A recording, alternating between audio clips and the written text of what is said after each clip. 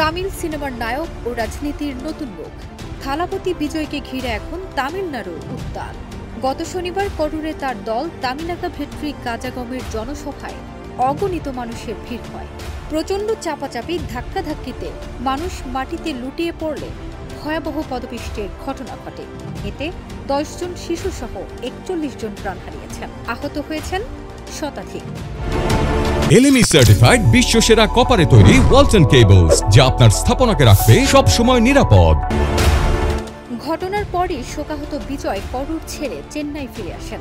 29 September সকালে চেন্নাইয়ে বিজয়ের বাসভবনে আসে ভয়াবহ এক হুমকি।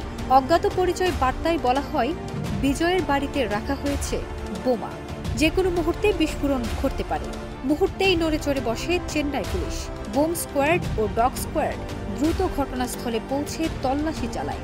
বিজয়ের বাড়ি ও আশেপাশের এলাকায় কড়া নিরাপত্তা জারি করা হয়। দলীয় সূত্র জানায়, থালাপতি বিজয় ভেঙে পড়েছেন। সিবিআই কিংবা আদালতের নজরদারির আওতায় তদন্তের আবেদনও জানানো হয়েছে। পাশাপাশি জাতীয় মানবাধিকার কমিশনের কাছেও অভিযোগপত্র পাঠানো হয়েছে। অন্যদিকে করুর প্রশাসন আশঙ্কা করছে, টিভিকে নেতারা যদি এখন ঘটনাস্থলে যান, পরিস্থিতি আরও অস্থিতিশীল হয়ে উঠতে পারে। ফলে আহতদের হাসপাতালে দেখতে যাওয়া বা নিহতদের পরিবারের সঙ্গে সাক্ষাতের পরিকল্পনা বাতিল করতে বাধ্য হয়েছেন বিজয়। এদিকে করুর ট্র্যাজেডি নিয়ে ইতিমধ্যেই 3 জন টিভিকে নেতার বিরুদ্ধে মামলা হয়েছে। রাজ্য সরকার গঠন করেছে বিশেষ তদন্ত কমিশন। অভিনেতার একদিকে রাজনীতির মঞ্চে নতুন যাত্রা, অন্যদিকে শোক, মৃত্যু আর নিরাপত্তাহীনতার আবহ।